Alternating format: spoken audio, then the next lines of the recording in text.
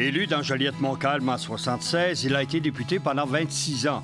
Tout au long de sa carrière parlementaire, Guy Chevrette a rempli de nombreuses responsabilités ministérielles. Il a fait sa marque avec son franc-parler, son esprit combatif, sa connaissance des dossiers et son ardeur au travail. Bienvenue à Mémoire de député.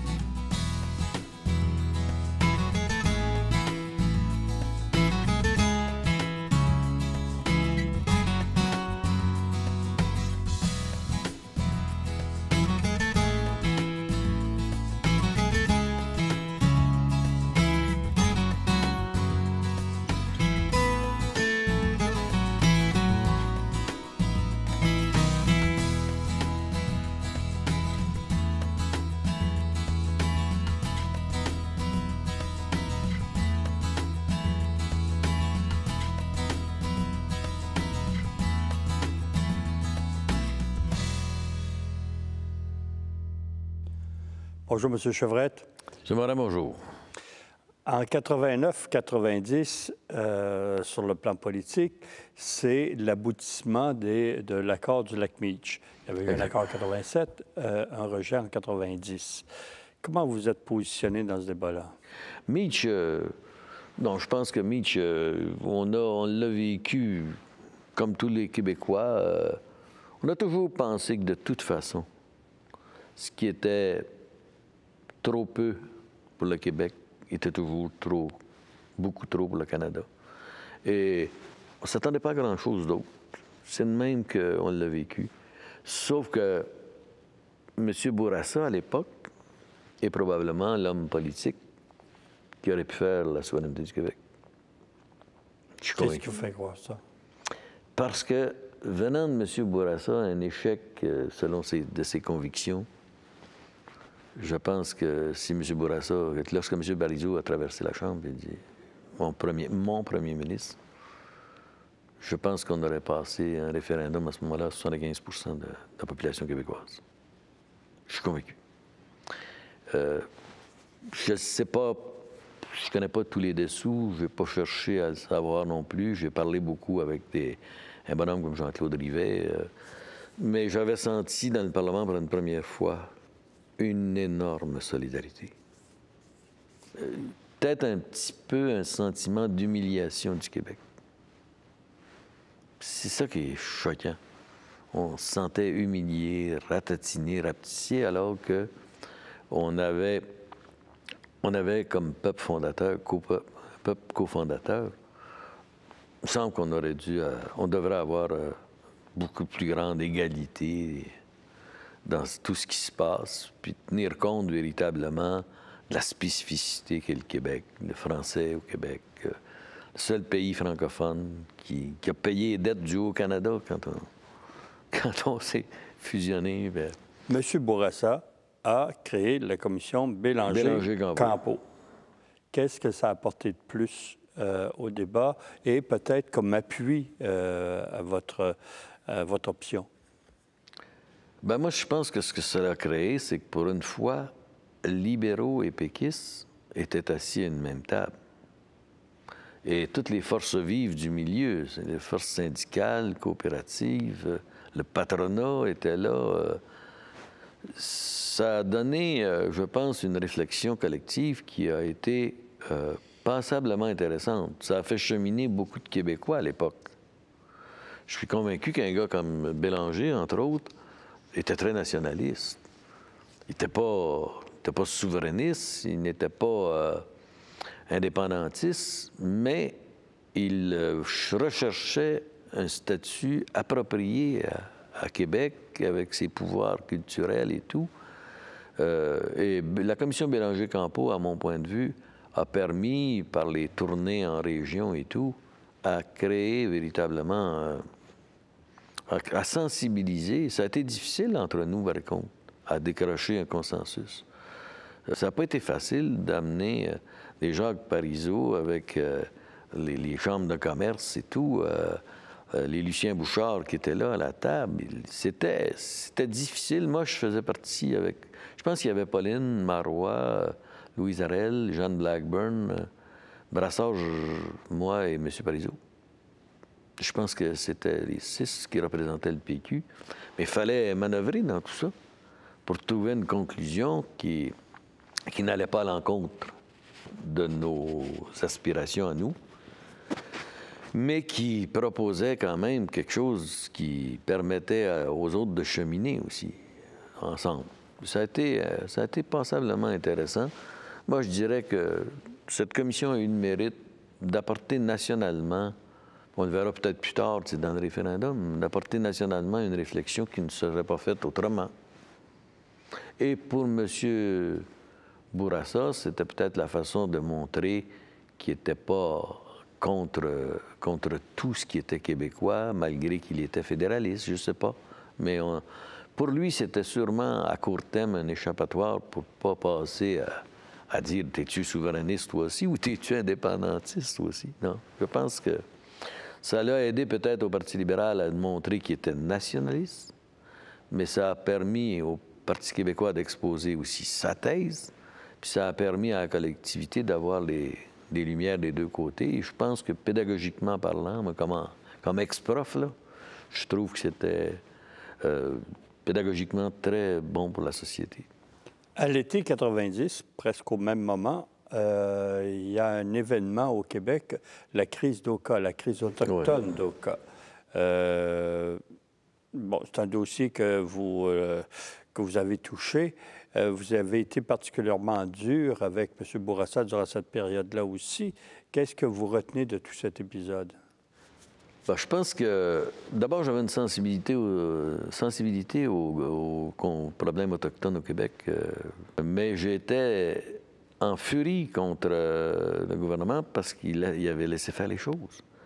78 jours ou 79 jours, quelque chose du genre, dans ces eaux-là, à faire les manchettes sur le plan international d'un gouvernement qui ne s'occupe pas de sa nation autochtone, où des milliers, pour ne pas dire des centaines de milliers de Québécois devaient faire des détours le matin pour aller travailler. Je trouvais ça épouvantable de ne pas trouver des moyens d'asseoir ça puis de faire lever la barricade. Mais Sam Elkus, d'abord, qui était ministre des Transports à l'époque, Sécurité publique ou quelque chose du genre. Puis ça s'est fini devant le juge Gold avec Chia, mais faire signer un autochtone que tu connais pas, on ne sait même pas quel autochtone qui a signé. Ça a été, pour le gouvernement, ça a été, je pense, un acte de démonstration plutôt de faiblesse. On semble qu'on aurait pu trouver des moyens beaucoup plus modernes, beaucoup plus actifs. Parce que durant cette crise-là, moi, j'ai même rencontré Joe Norton avec Bellito Rivers, puis Denis Lazure et un certain prêtre de la région qui connaissait les Autochtones. On s'est réunis dans un sous-sol d'un Holiday Inn dans l'ouest de Montréal. On avait dit, ça n'a plus de bon sens, on ne peut pas traîner, il faut trouver des moyens, il faut trouver des façons de faire, il faut passer des législations. Personnellement, cette crise-là m'aura aidé par la suite, par exemple, parce que j'ai signé, au moment où dès qu'on a pris le pouvoir, j'ai été nommé ministre responsable des Affaires autochtones et j'ai signé 14 ententes avec les Mohawks de Kahnawake et Joe Norton, pas longtemps après. Pourquoi? Le bien de cette crise-là nous aura permis d'être proactifs au lieu d'attendre exclusivement les éclatements. Et ça, je pense que ça aura servi le Québec. Mais c'est pour ça que j'étais si agressif à l'époque. Et ce côté-là, j'ai été très sévère envers M. Bourassa, mais surtout ses ministres. Parce que je pense que M. Bourassa n'était pas un homme de confrontation majeure. Il avait plutôt tendance à pelleter en avant, comme on dit. Le temps arrange les choses.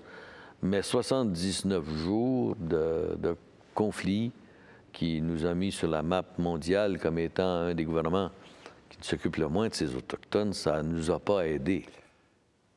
Fin 92-13, M. Bourassa est malade, M. Bourassa finalement démissionne.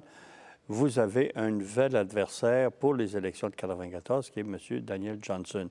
Comment Comment vous avez joué cette élection-là? Ben, pour nous, Johnson ne nous faisait pas peur.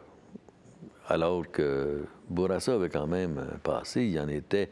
Bourassa quittait après son 4e mandat. Il avait été 2 fois avant 76, puis il a été 2 fois de 85 à 94. Donc, il y avait de l'usure du pouvoir était là, 2 mandats, donc la notion de changement ou le vent de changement était là. On n'avait pas nécessairement une grande cote d'amour, mais l'équipe s'était rebâtie un peu autour de M. Parizeau. Il y avait des nouvelles figures intéressantes. Et je pense que là, moi, c'est l'élection que je crois qui a été la plus... Je pense que j'ai eu 13-14 000 de majorité en 94. Et là, on est élu assez fortement, ça va bien, un bon programme électoral. M. Parizeau s'en allait vers un 2e référendum, c'était clair. Et on était véritablement en selle, là, comme on dit. Je jouais mon rôle de leader. J'ai participé beaucoup à cette élection-là, à l'organisation, encore avec mon ami Royer. On était à Montréal, puis on travaillait fort à l'organisation. Je fais le tour de plusieurs comtés. J'étais considéré un peu comme un senior là, dans le parti. Donc, fait une bonne élection chez nous, puis une bonne élection de soutien national, puis à l'organisation. Et je n'ai pas été surpris cette fois-là du tout qu'on gagne. Je m'y attendais même, au niveau national comme au niveau local. Là, le PQ a repris le pouvoir. M. Parizeau vous maintient, je crois, leader parlementaire, oui, tout en vous confiant quelques ministères. On va commencer par celui du développement régional. Oui. Avez-vous un plan à ce moment-là? Oui. C'était marqué dès la décentralisation, un projet de société. Et c'est ça qu'on voulait faire. Tout était centralisé à Québec. On se rappelle les tentatives que M. Lévesque avait fait d'envoyer quelques fonctionnaires en Gaspésie pour les pêcheries, puis ça avait fait un drame national. Gérer toujours de Québec, c'est pas nécessairement ce qui est le plus efficace. Ou gérer de façon différente qu'un gouvernemental, ça peut être aussi très efficace. Donc, quand M. Parizeau m'a nommé, il m'a nommé leader, et là, j'en ai eu une avalanche. Il m'a nommé ministre des Affaires municipales, avec le mandat de créer le ministère des Régions et de créer les centres locaux de développement. Donc, j'étais en plus ministre responsable de la législation et ministre responsable de la réforme parlementaire et électorale et parlementaire. Donc, j'en avais... plein d'assiettes. Oui, j'en avais plein mes bottines, mais j'avais des équipes extraordinaires de jeunes et de moins jeunes qui travaillaient pour moi dans chacun de ces ministères-là. Donc, c'était une grande joie pour moi de créer le ministère d'abord des régions. Et puis, j'étais content parce que, au lieu de parler qu'on veut le bien des régions, on dit on va avoir un ministère qui va s'occuper exclusivement des régions. Et ça, je suis convaincu que sur le plan politique et sur le plan fonctionnel, on donnait un rôle aux régions au niveau des conseils régionaux de développement, mais on créait en même temps des centres locaux de développement au niveau de chacune des MRC. Et vous seriez surpris du travail bénéfique que ça a fait, que ça a donné, des résultats fantastiques que ça a donné. Je me rappelle quand je parlais d'économie sociale, on me ridiculisait, on disait c'est des jobs de BS. On créait des petites corporations indépendantes qui s'occupaient d'aller faire le ménage chez des personnes âgées chez eux. Ça avait un double bienfait. Ça aidait des personnes à rester chez eux plus longtemps. Donc, ça coûtait pas mal moins cher à l'État en même temps. Et ces jeunes-là qui avaient un emploi retrouvaient la fierté du travail. Puis il y a des petites corporations qui sont nées ici et là, qui donnent des services. Des uns, c'est dans la nourriture, d'autres, c'est dans les déneigements l'hiver, l'entretien des terrains, le ménage intérieur. Il y a d'autres sociétés de services qui ont été créées, qui se promènent dans les maisons. C'est fantastique. des aides infirmiers, etc. Tu as toutes sortes d'organismes qui sont nés de cela. Mais est-ce que vous avez réalisé la décentralisation que vous souhaitiez au départ? Non, vraiment pas. J'ai signé avec M. Parizeau une entente de décentralisation de quelques dizaines de millions avec l'UMQ et l'UMRCQ. Au mois de septembre 1994, je pense. La première entente de décentralisation qui existait. On l'a signée avec les 2 unions municipales, mais c'était infime. Et je sentais, et à bon droit, là, je sentais que nos élus municipaux veulent la décentralisation, mais ils ne veulent pas la décentralisation sèche. Ils veulent avoir la décentralisation accompagnée de moyens de financement. Il y a des choses dont l'État pourrait se départir, alléger la gestion, l'administration de l'État, sans surcharger nécessairement davantage les structures municipales. Mais ça prend des volontés politiques pour faire ça. Ça prend beaucoup de volonté politique. Je vais vous donner un exemple. Moi, j'ai été bloqué même par mon gouvernement quand j'ai créé CLD. Créer Centre de locaux de développement, moi, je ne voulais pas que ça soit contrôlé exclusivement par les élus municipaux. C'est les forces vives du milieu qui doivent se retrouver sur un conseil pour gérer leur développement, des hommes d'affaires qui vont parler de main-d'œuvre et tout. Et je voulais que les centres locaux d'emploi se fusionnent au CLD. Parce que pour développer, la source, c'est ton employabilité, ta formation de main-d'œuvre pour répondre à tout ça. Et si ça avait été en un, on aurait eu une force extraordinaire, mais j'étais bloqué. Moi, je suis profondément convaincu que le Québec, si on veut qu'il soit dynamique, il faut qu'il y ait des régions dynamiques. Il ne faut pas que demeurer en région devienne une pénalité pour le travailleur, pour les familles. Quand il arrive le temps de l'éducation des enfants, des soins de santé, il y en a qui sont prêts à vivre en région, qui sont nés là, qui sont des natifs, là, puis qui ne demandent pas mieux que de vivre en région, mais qui, à un moment donné, doivent quitter parce que le soutien ne leur est pas approprié. Et moi, des bidonvilles, puis des ghettos dans les grandes villes, là, moi, je suis contre ça. On est bien mieux de mettre l'argent qu'il faut à la bonne place, puis dire oui, je veux une occupation du territoire, et ça a un prix. Et on va développer notre territoire, les gens vont s'y plaire, vont travailler chez eux, et ils ne seront pas pénalisés parce qu'ils vivent dans des régions éloignées. Mais il reste toujours un problème de distance. Il restera toujours un problème de distance. Mais si tu n'es pas pénalisé par la distance et tu acceptes d'aller chercher tes soins de santé, en autant que ça ne t'appauvrisse pas, si tu es obligé de payer de la pension à tes enfants pour qu'ils aillent étudier en dehors, ça ne t'appauvrit pas davantage. Tu vas rester chez vous. Mais aller jaser avec ces gens-là, moi, je l'ai fait souvent. C'est du monde qui adore leur milieu, qui ont des avantages de vivre dans la nature, vous me direz-vous, mais qu'il ne faut pas qu'il y ait le désavantage de l'appauvrissement. Il faudrait trouver des moyens concrets. Pour certaines régions, ça prendrait même de la péréquation, un peu comme des ensembles fédératifs. Ça se ferait dans une discussion.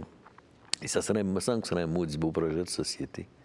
De dire, on va l'occuper, notre territoire, on va l'occuper pleinement, on va donner des pouvoirs à nos régions, on va leur donner les moyens de garder leurs gens chez eux, d'attirer même du monde chez eux, parce qu'ils ne seront pas pénalisés par l'éloignement.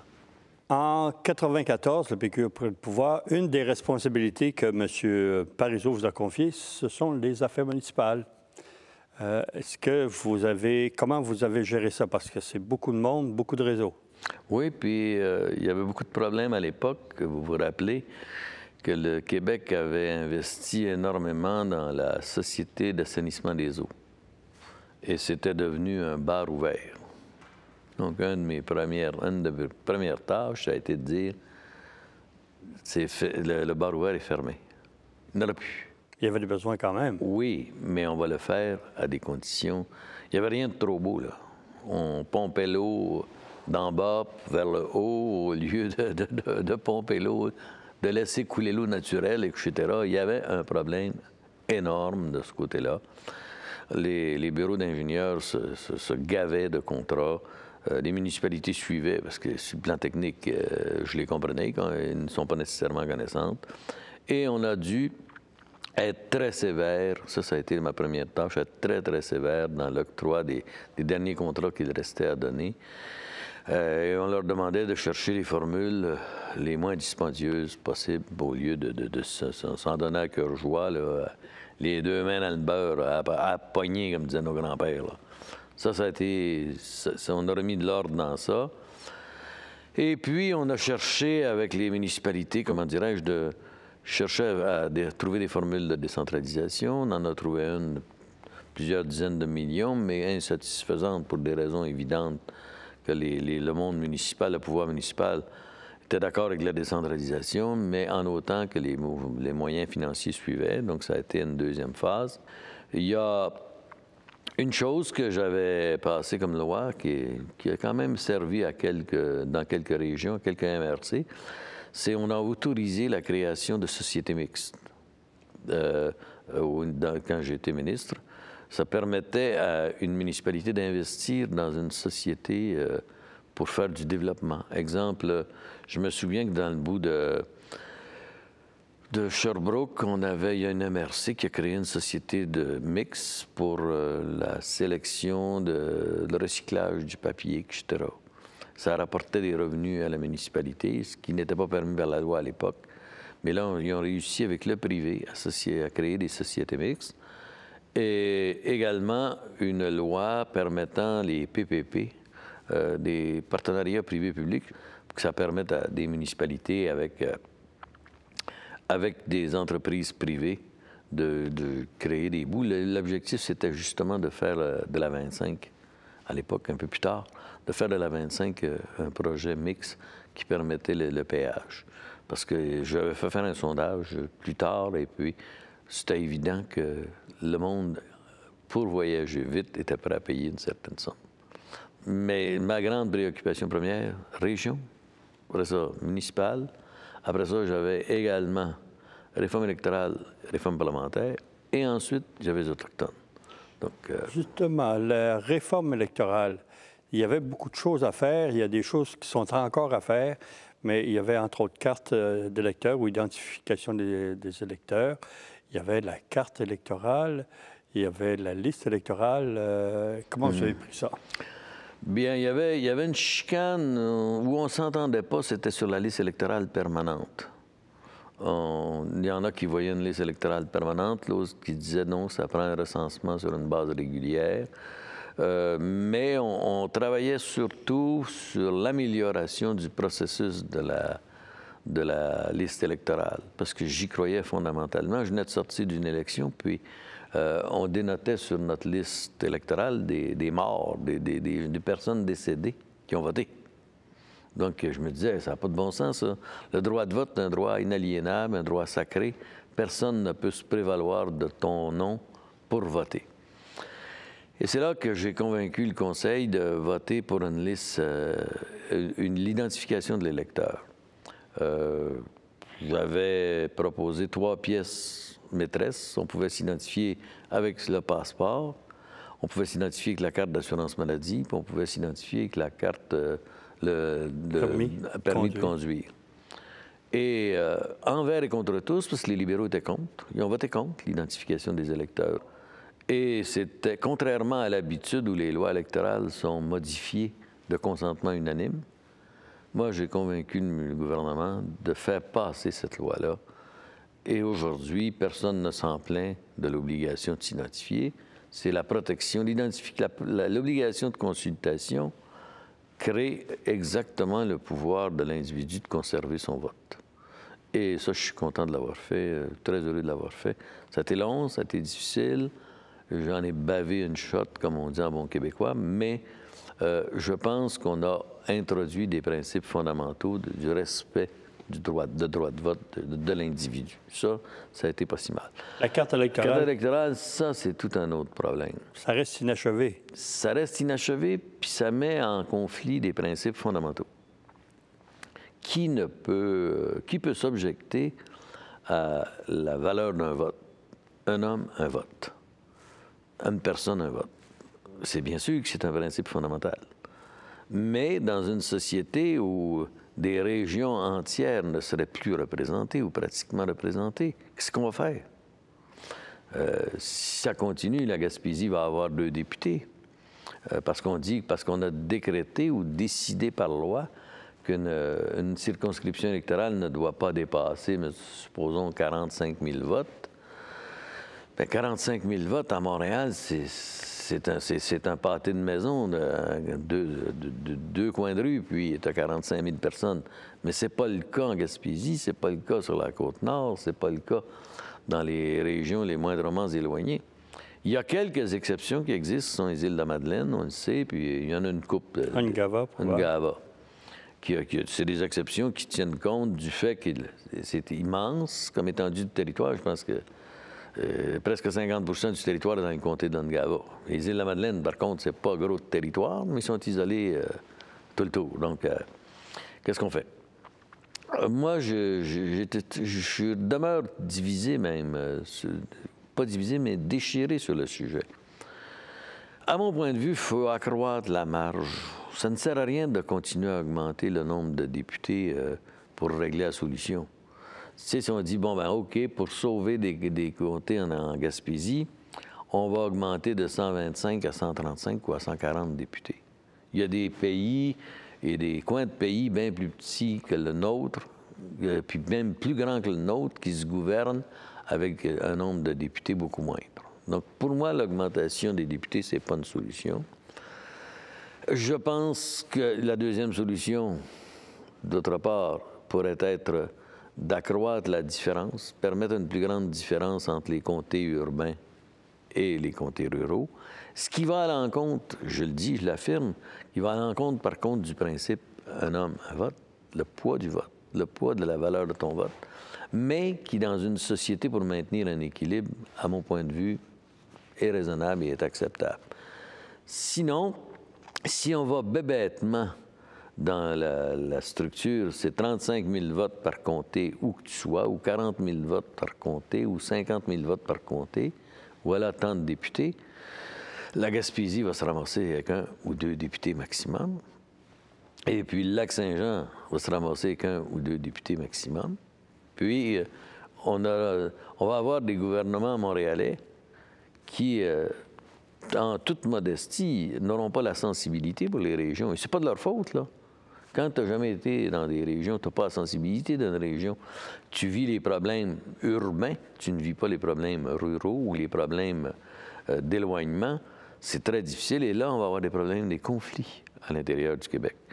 Donc, à mon point de vue, on va corriger ça par quoi? Ou bien par une chambre des régions, comme je disais plus précédemment. On en parle, ça fait des décennies qu'on en parle. Oui, mais il s'agit de le faire. Il s'agit de le décider. Il y a 17 régions. Au Québec, on a une chambre de 17 régions. Et on donne des pouvoirs d'opinion publique très fortes. Pas un Sénat, là. Pas des gens qui sont élus à vie, là. Des gens élus par leur région qui veulent représenter leur région pendant le mandat électoral du gouvernement en place. Mais est-ce qu'elle serait bipartisane, tripartisane? Moi, ce serait tout simplement une personne élue pour la région qui siège à la Chambre des régions, qui représente la région, sans étiquette nécessairement politique.